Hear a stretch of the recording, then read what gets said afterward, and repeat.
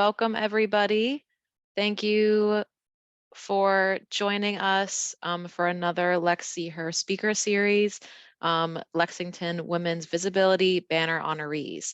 So today we will enjoy a conversation with Living Legend Melanie Lin, and we will recognize the 30+ years of contributions Elizabeth Bettie Clarke made to Lexington.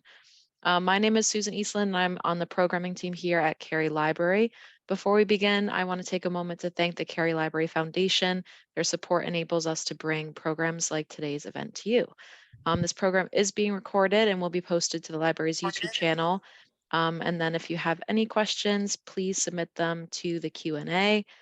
And for everyone just joining us, this isn't a meeting format. So if you're not going to be speaking today, please put yourself on mute. And then if you have questions at the end, you can ask them at the end.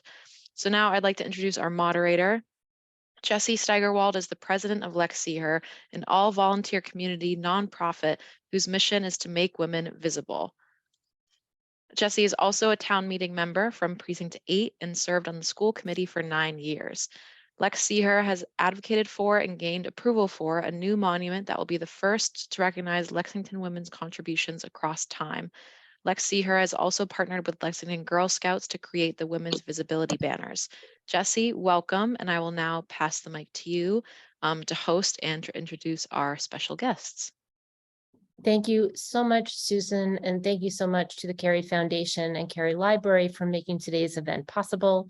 LexSeeHer has enjoyed the speaker series as a way for us to learn more and also to bring our vision of making women visible across time throughout our community. Today, we have really special guests.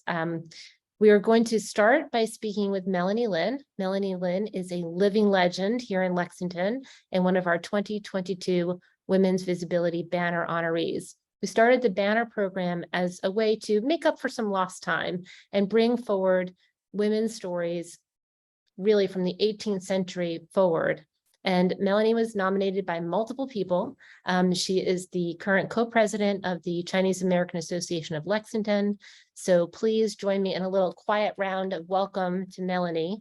And just so you know how the morning or the afternoon program will progress, Melanie and I are going to have a conversation, and then I'm going to be delighted to put our focus on to Elizabeth, also known as Bettie Clarke, who is a former town meeting member, school committee member, and amazing community contributor. We have 2 of her daughters with us today so that we can all celebrate her contributions as well. And then we'll all be on screen together to have really an interesting conversation and chance to reflect about women in Lexington as community organizers and volunteers across time.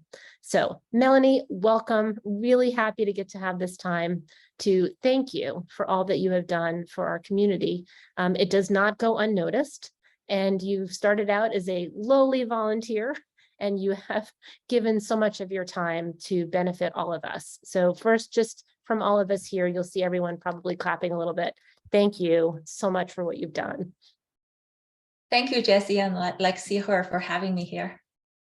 So we wanted to get started just by documenting a little bit about all the women who we found so impressive when they were nominated. And certainly our Girl Scout troops were inspired by what you've done. The work that you've done has become quite visible. But let's just start out with when you first came to Lexington, what was it that made you want to get involved with community service? Yeah, sure. So when I first moved in Lexington, that's back in 2007, I started participating in school activities as a parent. And then I met some of the amazing parents who happen to be avid community organizers and leaders, such as Jessie, like you. I was very lucky to meet and working on some of very interesting projects with them. And they introduced me ways to volunteer in town activities. Once you started getting involved with kids programming, and you're right, when I harken back, we did work together on Destination Imagination and obviously The Mind, which was incredible. You stepped forward to help lead one of the 300th anniversary events. So many of us have heard about or attended Dance Around the World. And maybe you could tell us a little bit about why you picked that one to get involved with and what that experience was like for you. When I first heard about 300 celebration, I thought this is a wonderful thing that happens in Lexington. I don't want to miss it.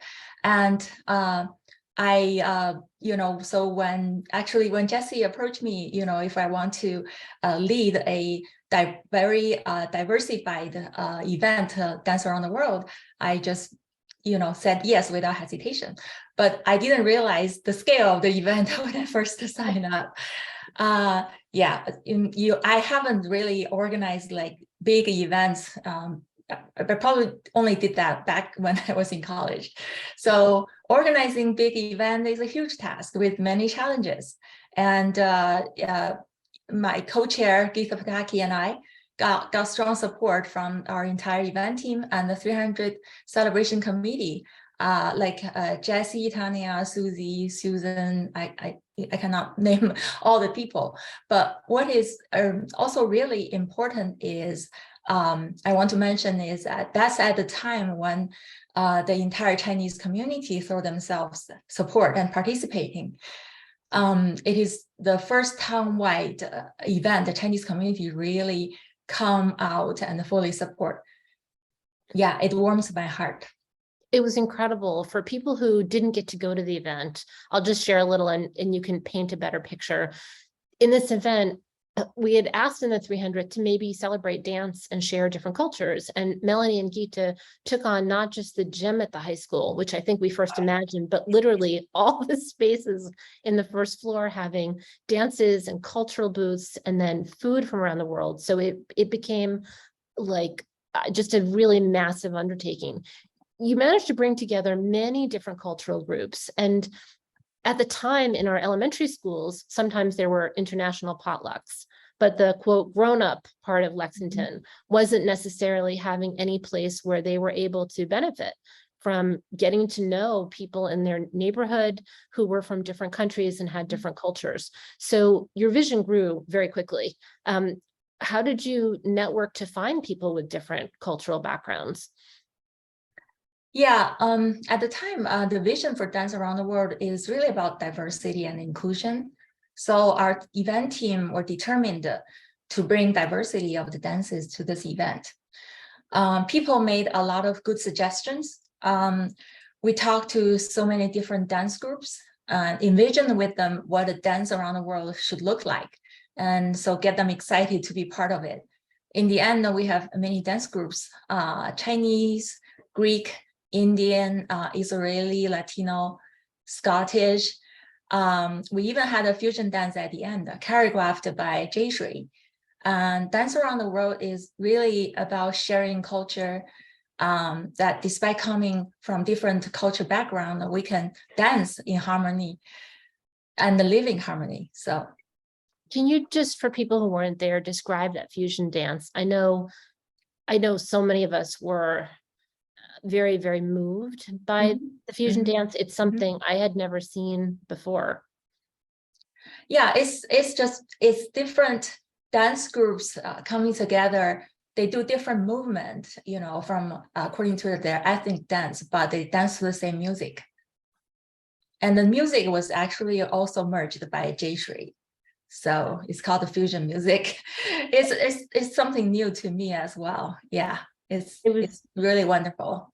It was really beautiful. And it was nice that you stayed open to allowing new ideas to come forward. I think if you and Geetha hadn't been so open to like, okay, what could happen here? You've really let a lot of people play and flourish, which seems to be consistent in what people describe in your leadership, is not just having one way it has to be, but seeing what people's special gifts might be that they can share. And that stood out in how people feel about working with you.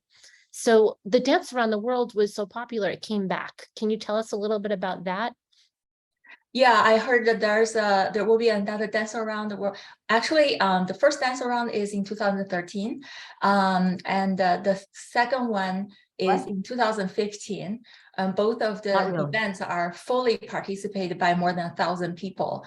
And then this will be the third one, will be on March 18th at high school, and it is led by Elizabeth Xu and the celebration committee. Yeah. It's great. I mean, it's really nice for people who also may not be aware. Our town has literally, we have many, many, many committees, and one of them is literally a celebrations committee. So if you're familiar with Patriots Day or Veterans Day or Memorial Day, also now Dance Around the World, those volunteers help make sure that those town traditions get passed forward. Well, you definitely broke some ground there and it's stuck. So turning a little bit to your work with the Chinese American Association of Lexington, can you tell people a little bit about how you got involved as a volunteer with the group and what it was like starting out? Yeah, so CAAL started in 1983, has probably served the Lexington since for 40 years. And we served Chinese American community at the beginning. And now we really want to make it a part of our mission to serve the entire Lexington. We encourage Chinese American and new immigrants to volunteer, participate to town activities. So there are generations of CAAL leaders and volunteers such as Sophia Ho, and CAAL certainly in the past 10 years has made a broader impact as a community organization. Together, we have done and accomplished so much. I'm so proud of our community and will continue to engage our community, contribute, and make Lexington an even more inclusive, vibrant place. We have to give a huge shout out to Sophia Ho, who was a 2021 Women's Visibility Banner Honoree and a living legend. And so I would just ask everyone here to give a little hooray to Sophia, who definitely paved the way for many of us and has served as a strong woman in town who definitely encourages you to want to get out there and do your best and take part when you see what she has done to make an impact in our community. So one of the traditions that really stood out as a community member for me and for many people was the celebration of the Lunar New Year. And when we set this date originally, it wasn't necessarily going to be right now today when we're all together, but you just had an amazing celebration and a beautiful gala. Can you talk to us a little bit about how CAAL started celebrating Lunar New Year and what it's grown into? Because it's definitely, when it was big and beautiful and amazing and breathtaking, it's only expanded and grown. Yeah, so CAAL has, the Lunar New Year is our decades of tradition. It started out when we have the Lunar New Year in the Billyman High School, and then it moved to Curry Hall, and during the pandemic, it moved to online. But despite of all the challenges caused by pandemic, we actually had thousands of audiences online to watch the event. And so this last Sunday, we just had another full sold-out event at Curry Hall. That has the Lunar New Year performance mingled with a cross-culture fair and food. And this year, the difference is we make the event more inclusive by including the Korean COLEX, Korean Organization of Lexington, joined us to celebrate Lunar New Year together, and also together with Lexington Historic Society. It's the first time that we saw colonial dances on Lunar New Year stage. Yeah. That's great. And for people who want to get involved and know more, I know there's something special coming up, the Lantern Festival. Can you let people know about that? So if they would like to take part, they could. Yes, our Lunar New Year sequel is a Lantern Festival on February 8th on a Sunday. It starts at 5 o'clock with some Chinese fashion show, as well as performances, riddles, and during the day you can drop in to do various activities at the Depot Square. Depot building. As we sort of turn from, I wanted to start out by talking about some of the sort of happier cultural traditions. One of the things that's really been challenging across time has certainly been racism, whether directed at Black people, any people of color, Asian people. And CAAL, having been so active in Lexington for many years, there's people who've gone to Lunar New Year who are not Chinese and feel very connected and proud to be in a community where we can benefit from learning each other's traditions. And Dance Around the World really brought that forward for different cultural groups.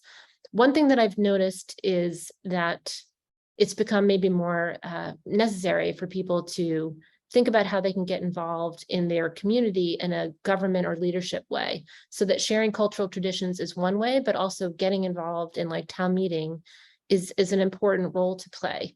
CAAL definitely stood out for actively setting out a strategy, it seems like, to like get people involved. How did that start, and what role did you play in connecting people to local government? Yeah, so over the last decade, more Chinese families have moved in Lexington. So CAAL has experienced tremendous growth. In 2011, a community task force was formed by some like-minded people who really want to promote Chinese American civic engagement. And we were so lucky at the time that we have Sophia and Larry who knows how to run a campaign. I remember we worked so hard to get Wei Dongwang elected for Housing Authority. So ever since the community task force and the town joined force on push and pull model, I don't know if some of you heard of it. So it proved to be a very successful model, means that the town is at the pull side to engage Chinese American community as well as providing opportunities. And the CAAL is at the push side to try to engage more Chinese American to run town meetings as well as town committees, even townwide elections. So as a result, there are many more Chinese Americans today volunteered in town committees and as town meeting members.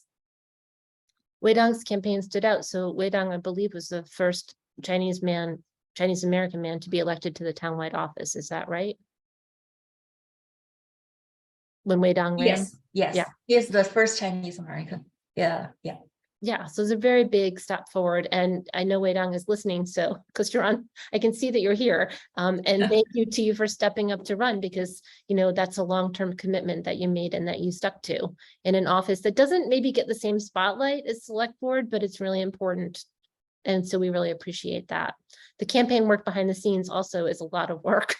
And you've worked on lots of campaigns helping people get elected in town meeting as well as townwide offices and getting people engaged. I forgot to mention that another decades of tradition for CAAL is the candidate forum that we have every year before the town election.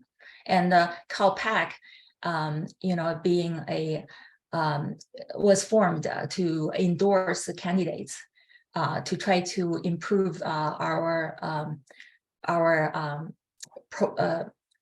profile to support candidates. Yeah. And it seems really important because, in terms of immigration today or in migration to Lexington, there are people in our community who are Chinese or Chinese American who were born in Lexington, and there are people who moved here from nearby cities and towns in Massachusetts, or maybe they were born in a different part of the country, or maybe they were born in China. And so for any of the people to get involved with local government, if you're not from a town, you don't necessarily know how do you run for town meeting. I'm from a city, I'm not from a town. So I didn't grow up thinking I would get involved in local government. It's very different to have a town meeting. So what kind of educational outreach do you do to help people who are running for the first time, kind of learn the ropes? We actually have an info session. Normally we our civic engagement committee try to organize to get experience the town meeting members and even the people who have served on the town committees to share their experience and how to effectively participate and how to win if it is townwide election or the precinct elections. Yeah. And then on, the topic I want to go to next, and then we will be thinking a little bit more about this when we're all together on the screen. But especially, it's always been a challenge in America. Anti-Asian racism has been since the internment of Japanese Americans and Japanese people during World War II, and there's been waves of anti-Asian sentiment in America. very recently, in the last couple of years, we've seen a lot of violence and hostility and harassment, whether it's verbal or physical. And so that's something during your time becoming a community leader in Lexington, you've really had to address and think about how can we work together to try not to have it happen here, but also to be a community that can extend solidarity and support to people across the country who are facing these really horrific, uncalled for actions. So a lot rests on your shoulder as a leader in our community. What are some of your approaches to, picking up the newspaper and seeing another incident happens or a violent shooting happens? How are you navigating? So we are keenly aware the ongoing anti-Asian crimes across the country, which have soared during the pandemic. And we have worked with the town and the various local and regional organizations on a series of Stop Asian Hate events. So, for example, the vigil for victims against Atlanta shooting happened at Hastings Park. That was organized by the Community Coalition partner organizations like us. So after that, CAAL also participated in multiple events that happened at Boston Common. So it is wonderful to see community come together for unity, solidarity against hate. CAAL also get youth involved in this process to promote AAPI curriculum in schools. So now we see LHS actually open the courses for Asian American history and Black history. Our youth are part of the force behind it. So we'll continue our conversation, but we really want to get these thoughts on the table for all of us who are here today, because we know that women who do community service and volunteer, there's decorating the gym, but there's also navigating how do we actually as a community respond when a very serious life-threatening incident happens. And that range is something we see women in this community have been navigating across time. And so with that, I want to thank you, Melanie. We're going to keep talking, but we're going to bring Abi and Pogo into our conversation. So we're just going to pause for a second while Susan, thank you again so much, Susan, for driving the bus today while we're all here in this special day in conversation. And so there we are. Yes. So we're so excited now to bring into our memory an amazing woman in Lexington named Bettie Clarke. Her real name is Elizabeth, but she went by Bettie, B-E-T-T-I-E. And I've learned that there's more than one Bettie Clarke, including a Bettie Clarke in the 18th century, who a young Bettie Clarke was a witness to the Battle of Lexington. So it's a very historic name. But today we're talking about your mom. And so similarly, cool. We're going to get to learn more. If you haven't had the pleasure, as I was not able to meet Bettie Clarke, you're going to have a good sense of who she was and why we all still can thank her to this day, even if you haven't met her. And I think we're going to start it with Abi. We're going to think about Bettie now. Again, when we think about women, we're going to think about Bettie Clarke at home as a woman, as a family member. And then we're going to think more about her, what maybe more of us, or if you were living here, you saw on the outside as the civic community organizer. So Abi Karner, welcome. Thank you so much. We look forward to hearing your words.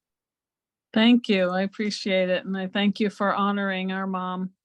She's was very special to us, of course.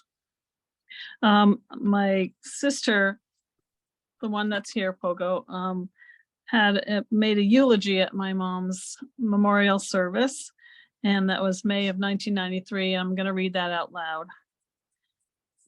So this is Pogo's notes. My mother once said, plan like you'll live forever, live like you'll die tomorrow. She was a shining example of this. She was totally organized and lived every single day to its fullest. She took advantage of every opportunity that came her way. Life and relationships fascinated her. She never let preconceptions cloud her visions. Tolerance, patience, and acceptance, complete and unqualified, were her hallmarks. Everyone who knew her, even for an hour, felt privileged. With kindness and generosity, she honored every individual. Today is for sharing memories, for celebrating her. The sadness brought by her passing cannot overshadow the laughter and delight she brought to us. She honored puns, double entendres, and most particularly malapropisms. If she ever felt doubt, cynicism, or pessimism, we didn't know it. We never knew it, rather.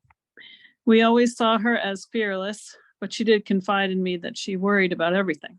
She saw risks as a natural part of life. Without risk, there was no gain.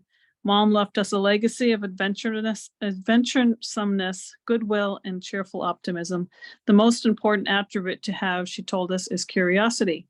Without curiosity, you won't learn. If you don't learn, you won't grow. Growth is what it was all about for her.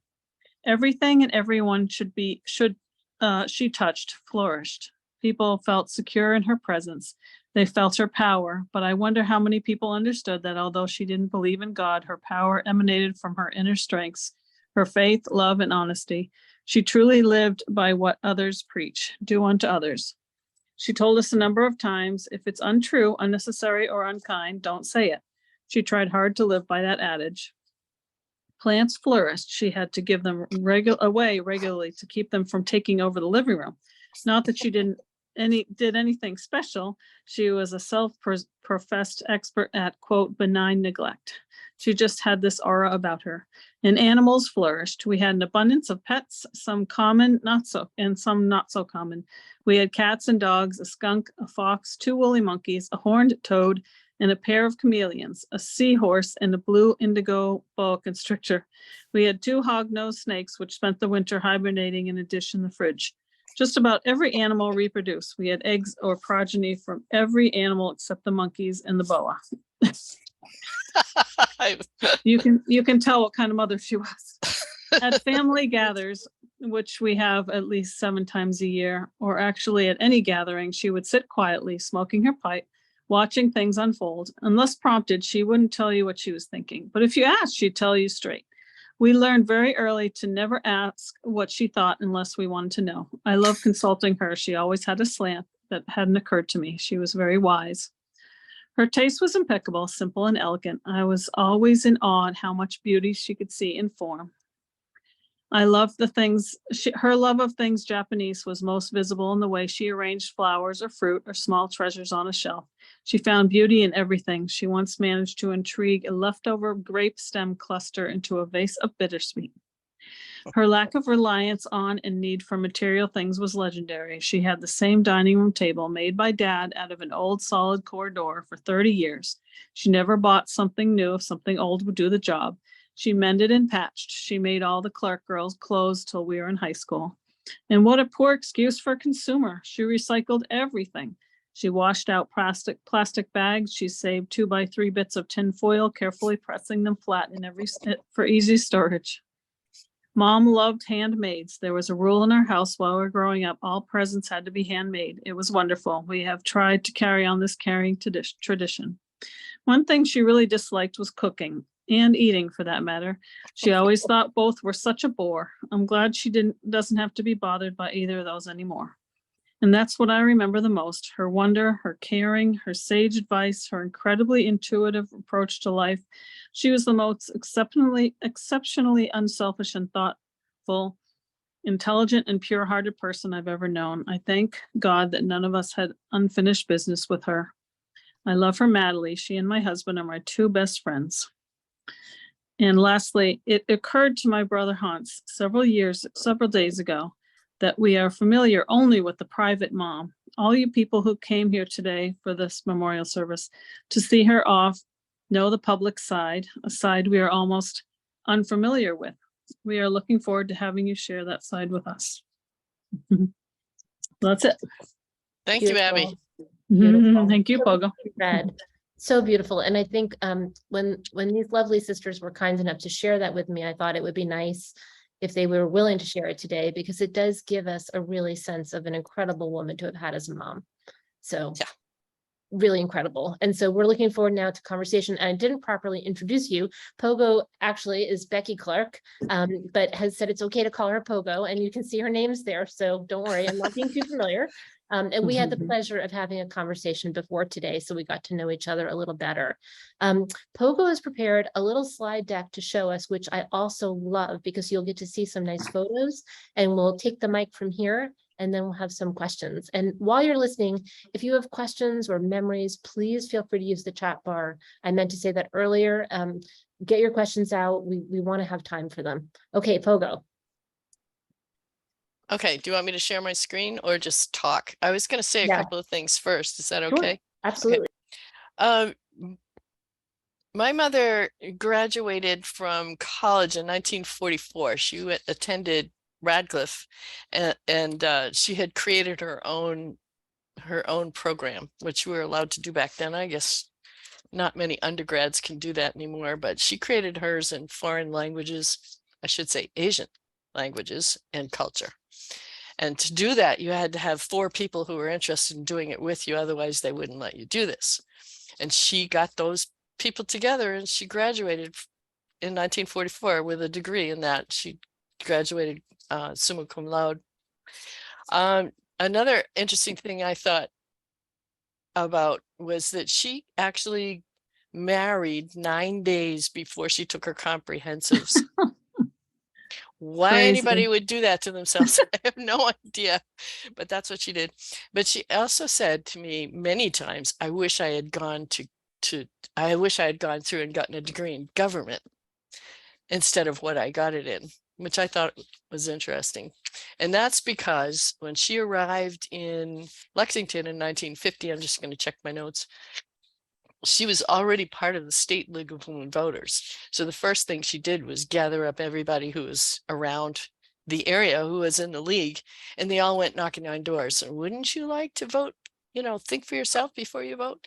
Because at that time, women, as you know, were mostly in the home, taking care of the kids. She was the only woman in our neighborhood who was out doing things in the general community. There was no one else, no other women. So she and her group managed to talk to, I don't know how many Democrats and independents. That's where she was focused, because at the time, Lexington was almost completely Republican. And the women told her and told the league, we vote this way because our husbands voted this way, or we voted this way because my neighbor voted this way. So their project was to get people to start thinking independently about their vote. So we heard about that every night at dinner. Let's see. What else did I want to do? Oh, Alice Hinkle, who was at the time, she was the Lexington Minuteman editor. I don't know if anybody remembers her. And she wrote, as part of my mother's obit, Betty was a, quote, rebel with a lot of causes who should have been awarded the white tricon hat for her 30+ years of service to the town. And that sums it up right there. But you can go back and read her obit. It's really cool. She did a nice job on it. So now I will do a share screen and bring this up. So my mother was infamous for smoking a pipe at all occasions. At that time, you could smoke in town meeting, and she did. And so these are her key facts. Both my parents actually passed away in 1993 of 2 completely different reasons, just happened to be the same year. And they lived in Moon Hill the entire time. They worked with TAC to get Moon Hill House built. They borrowed pennies from everybody in order to build that house, but they stayed there. They never moved out of it, which I find interesting. So this is actually just a collection of pictures. Her favorite place in the world was Sow and Pigs Island in Casco Bay. And she would go up there on Memorial Day. She would not come back till Labor Day. Everybody in the world was welcome to come visit, but she was not moving off that island for those months. And that was what restored her sanity and her focus. It was a perfect place, and it's still in our family, and we treasure it. So this is just a silly picture just to show you that she had grandchildren and they liked her. And this is a picture of when she was very young in 1968 with my brother. And there are very few pictures of her at that age. So I thought I would show this one. And these are her sisters. This was this was a collection of people who never were very far apart from each other. Even if they were across the country from each other, they were on the phone, they were writing letters. My grandfather gave them the nickname the Three Queens because we had Elizabeth, Mary, and Anne. And so he just called them the Three Queens, which I think that was really cute. Different. And this is on the island. So then I wanted to encapsulate what she did for Lexington. She was on the League for 40 years. She served as Lexington chapter president for 2 years. She was on town meeting for over 30. I don't even know how many years. She stopped doing it in 1970. So that was a long time. In the school committee, she was the first, quote, modern woman, as far as I can tell, who was elected to the school committee. There was somebody in 1887, but and the very first woman, I think was earlier than she, but I can't remember her name. Maybe somebody in the group knows who that was. She co-founded METCO, College Scholarship Fund of Lexington, to assist the METCO program. She was told that by Leon Trilling, who organized that she was the first woman, the first town to call in and say, yes, we want to do this, sign us up. So being on the school committee, she was able to make that happen. And it's still going, it's never stopped. She served on a ton of committees. I talk about all those committees. There were hundreds of committees. And I just noted a couple of them here. What I also didn't know until I started reading through the papers was that she was on the committee to get Martin Luther King here to speak, which he did on the 11th of February in '63. Mm-hmm. And that to me was a real coup. Good for her. And then serving on lots of boards, one of which was Cary Memorial Library Friends, which the other Bettie Clarke also served on. So outside of Lexington, she was involved with the Crittenden Hastings House. She was involved with numerous civil rights activities, women's choice, zero population growth. She was involved with Nature Conservancy and Amnesty International, Wildlife Preservation Trust. And she did a lot of traveling in her later years. She went to China, she went to Egypt, she went to Peru. And in China, she and my father sponsored a couple who wanted to go to Germany for their higher education. You had to have a sponsor. I don't know if that's still true. I hope not. So the woman in this couple approached my parents and asked if they would be willing to do that, and they did. And that's a common theme in our house. We always had people who weren't blood coming in and out and living with us. And that was a huge influence, at least on me. Maybe just because I was the oldest and I got to really see it up close. But that was a huge thing, to have people from other cultures and other countries come and actually live with you. It's wonderful. I think that's all I wanted to say about that. So then I just grabbed a couple of pictures from the newspaper. This is the one that she used to advertise for the school committee, which I find amusing, but maybe nobody else does. Boy, everybody looks young. And the same thing here. And I just love the way she looks here. We have very few pictures of her smiling with such gusto. But she must have really liked Superintendent Bear. And this last one, which is totally indicative of the time she was living in.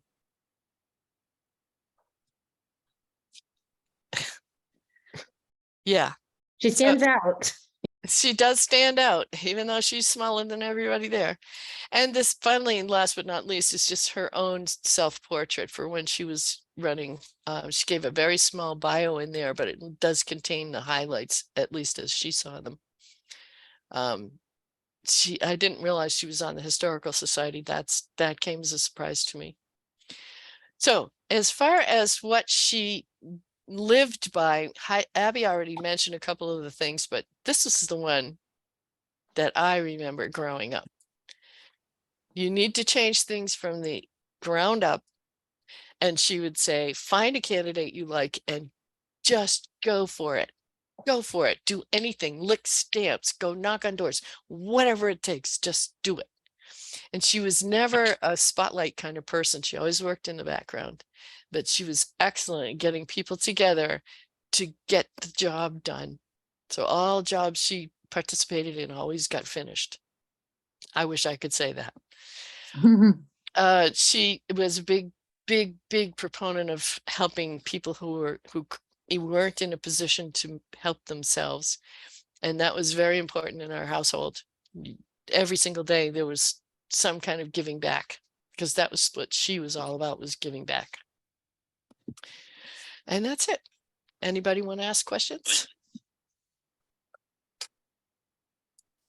Thank you for preparing such a wonderful slideshow, because it really helps to be able to see, to get to know her and see her both with family, but also think about what it was like. And I know I saw Eileen Jane's name here, and she's on the school committee now. So I'm sure she can appreciate what it's like to be serving for so long in that role, especially at a time where the community was bringing METCO. We didn't have METCO. And as we were talking about, and we'll bring Melanie back in just about 2 minutes, we were talking about what it's like in a community that was fairly homogenous, what it's like when the community itself, it's what Melanie talked about as a push and pull. When the community itself is saying, we want to pull, we want to be connected, or having your mom raise her hand when they asked what suburban communities might want to get involved with METCO, and having her say, we do, we want to. So I'm curious, what was that like for you, sitting at home? Did your mom come home and talk about what happened at town meeting? Did she tell you, the latest controversy in school committee? Well, no. And that's kind of funny, because we did have dinner all as a family every single night. That had to be, unless you had a rehearsal of some sort that you had to be away. But and those conversations were usually around town activities or around politics in general. But she felt that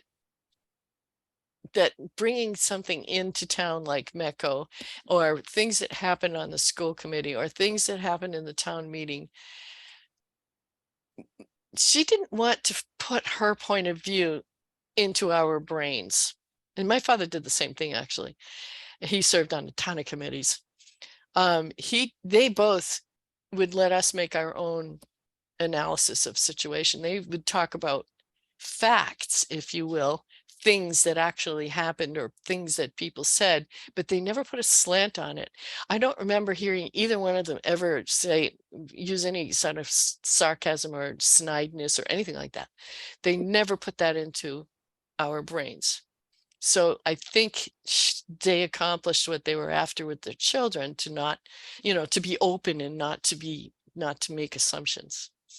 Something you talked about was growing up in Moon Hill, and that is a really special neighborhood. Not everyone may be familiar with it, but it's really a design sub-community within the community. And you also mentioned noticing while you were growing up that there was a way most moms were behaving, and then there was your mom doing something different. Can you expand a little bit on that? How did that feel as a kid? And, what thoughts did you have having a mom who was different? Well, first of all, you don't know your mom's different until somebody else tells you. Second of all, I'm the oldest and Abby's the youngest in the family.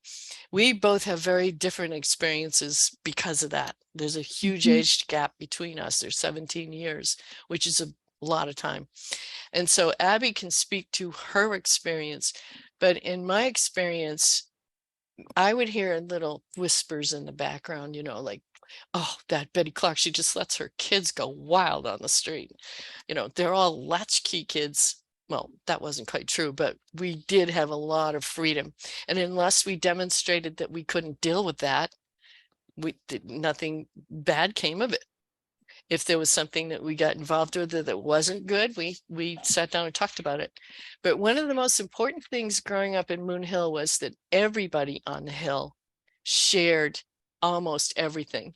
That means stuff, that means responsibility for kids, that means attending the committees on what are we going to do about the common land this year, who's going to clean it up and how, that kind of stuff. It was a very socialist way of acting actually at the time, and we got a lot of feedback about that. But I did hear whispers from the women that they thought my mom was completely off the wall. So, but that never fazed her. She just kept right on going, doing what she was doing. She never got paid for anything that she did as an, post college. Always volunteer, but she was busy from morning till night. And Abby, what about for you? Because as Pogo's pointing out, you're different ages. So, what Pogo saw your mom starting out, you came into, and she was already well in her immersion into community leadership. What was that like for you? Mm-hmm. I really didn't see her very much, tell you the truth. I was one of those latchkey kids, but I didn't know it. So my siblings grew up with a ton of kids around the neighborhood, and I didn't grow up with that many kids around the neighborhood. So I was a lot on my own, for good or for bad. So, but she always was, she called herself a professional volunteer. So she was out all the time. So I honestly didn't see her that much. And she was very busy. And she So, clearly was. And I'd love to bring Melanie on screen if we can for this next portion. This thinking about, the expectations for women in terms of being a parent, if you have a paid job, how you get involved with your community. Melanie, I'm going to go to you first and think about, we didn't even talk about your paid job at all. And so not because we don't respect it, but maybe you can share a little bit. What is it like for you balancing family, motherhood, extensive community volunteer work, and your professional work? What is that like? What are some of the challenges, and maybe what are some strategies you've tried to get balance? Yeah, I have to say that I'm not very successful in this area. My work is a full-time. Sometimes I have to be overtime, and on top of that, I throw the hours to community work. But above all, I still think I need to value family. Family is priority. So I exercise the balance as much as I can. And sometimes there's no balance, and so I just have to admit, and that's it is by my choice. So the challenges I face are the same as all the other busy people. Yeah, and so I'm at peace of that. and I'm thinking, for Pogo and for Abby, I know enough now to know you're both very immersed in community volunteer work yourself. So maybe Abby first, can you just describe a little bit of, the work you're doing, and does it feel connected to your mom's work? Does it feel like you are repeating some of her behaviors? Do you feel like you approach it differently based on the experiences you had? Because you're literally helping save lives with the work you're doing. For those who don't know, Abby and her community helps lead blood drives, and that is, often something that goes unnoticed by people, but literally is completely necessary to help people live.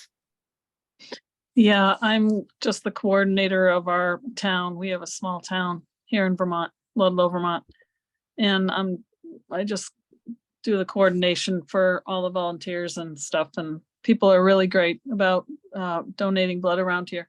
That's not my foremost. I'm a house cleaner professionally, and we own a furniture business called Clear Lake Furniture here in Ludlow. And I was very fortunate to not have to work when the kids were little. We came up here when they were 3 and 5 from Lexington, from Tewksbury, Mass. And so I do that. I clean mostly, and I work for the company once a week, but I'm very involved in our church too, and lots of outreaches for the church too.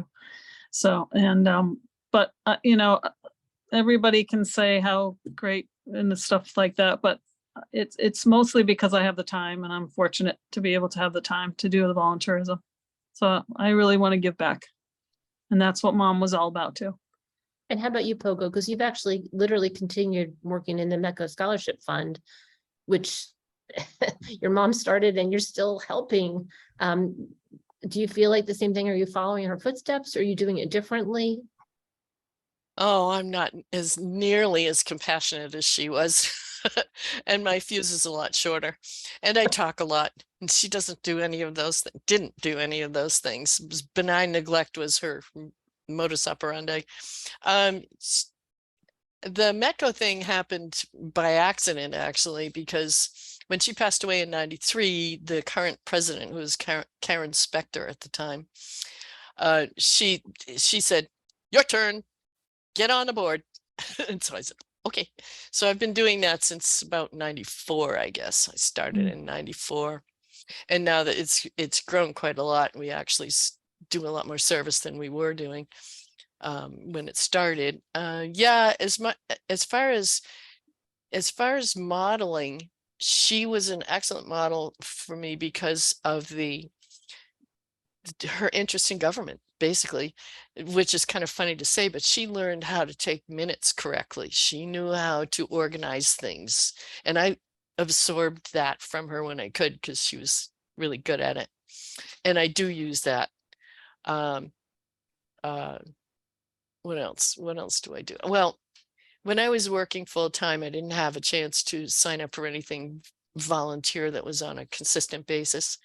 But when I got out of the workforce in 2008 and I dove straight into volunteerism, again, because of Mom, she put all the models out there.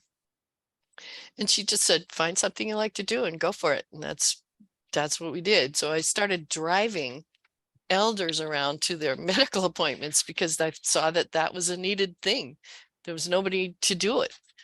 And at the time, I live in Billerica, and at the time there wasn't even a service with the senior center to do that. So it was a really necessary job, not so much now. I volunteered at the hospital because I've always wanted to do that. So I spent every Wednesday night at Winchester Hospital for 10 years. It's incredible. I mean, it really feels like I was going to ask each of you to give some strategic advice for someone who just moved into their community and wants to get started. So Melanie, I'll still ask you that question. Oh, that's a good question. I think we got some sense from you, Pogo, of some direction there. Melanie, if someone just got here and you were welcoming them and they said, I want to get involved in Lexington, what do I do? What would your strategic advice be? Just throw yourself in, do whatever you feel that you're passionate about. Yeah. Don't be frustrated about not having enough time to volunteer. I think in volunteer world, we don't compare, like someone putting 2 hours a week versus like 40 hours a week. So yeah, and you volunteer because of who you are. I agree with that. And the other thing, to answer your question directly, we moved here in Billerica in 1995. And of course, it was a new community for us. So the first thing we did was go attend town meeting. That was the way we got introduced to what was going on in the town level. And then we just kind of started asking neighbors, well, what do you get involved in? What's important in this neighborhood? What do we need to think about? And you end up getting involved with well, hell no, we don't want that power plant in our backyard. There's all kinds of stuff that comes up as soon as you're open to it. And when I said that about not having time when I was working, what I meant was for a standing engagement. I couldn't say, yes, I can be there every Wednesday night at 6 o'clock. Because as a worker bee, you can't always promise that. Exactly. So Abby, one quick last closing comment from you on advice you would give to someone who's new and wants to get involved in their community. Well, I'd have to say, maybe go to church. That's my thing. But yes, I like the idea of volunteerism because it's doing something that you like and you meet all kinds of people that are on the same page as you. So I love volunteerism. So I want to thank all of you, Pogo, Abby, Melanie, for spending time with us today. Melanie, congratulations for being a living legend here in Lexington. And Yay! the work you put in and the sacrifices you make in your free time to make it possible for so many of us to connect with specifically the Chinese American culture is really impacted many people's lives, and it's greatly appreciated. And certainly what you're doing now to face some of the more complicated questions and more urgent questions around just simply being able to be safe. We see that, and we're here with you. And Abi and Pogo, your mom speaks through you to all of us, and certainly the way she paved for so many students to come to Lexington Public Schools through the METCO program, and the many ways she just stood up for women being able to be the only woman in a room and kept going to those meetings, even though it was just her. That has clearly benefited all of us. So congratulations on having such a great mom. But thank you so much for bringing her story to us. For everyone listening, as we wind down, if you end up having questions later, I put our website, LexSeeHer.com, right there, letting you know what's coming up next. We really appreciate partnering with Cary Library. February is Black History Month. LexSeeHer has been invited back by Matthew Siegel to have a special installation. We will be celebrating Black women in Lexington. The exhibit this year is called Putting Black Women on the Map Then and Now. And when you visit, you'll learn more about some of the women in the upcoming monument, including Margaret Tulip, Phoebe Bannister Perdue, Mary Elizabeth Miles Bibb, and Sylvia Farrell Jones. Nice. The installation also will show some of the work our research team has done in other Black women in Lexington, including a woman in Kate Chester. February 15th at 7 p.m. will be a very special speaker series where you can come and meet some of the descendants of Black women who were here in Lexington in the 1700s. It's been really an incredible experience connecting literally across time. And just like today, getting to know, through memory, through documents, more about women here in Lexington who've always been here and always made our community a better place. And definitely visit LexSeeHer anytime from February 5th through the 26th. The opening is on the 5th. Back to you, Cary Library. Please, everyone, join me in a little verbal visual. Thank you so much for our amazing women, and thank you to Cary Library. Thank you, everyone. Thank you. Thank you, Jessie. Thank you, everyone. Thank you to Jessie and Pogo and Abi and Melanie for joining us and teaching us so much about these amazing women in our community. Thank you, everyone, for tuning in. And again, this has been recorded. I'll email out the link later on this week, and keep your eye out again for these other LexSeeHer events, and have a good weekend, everybody.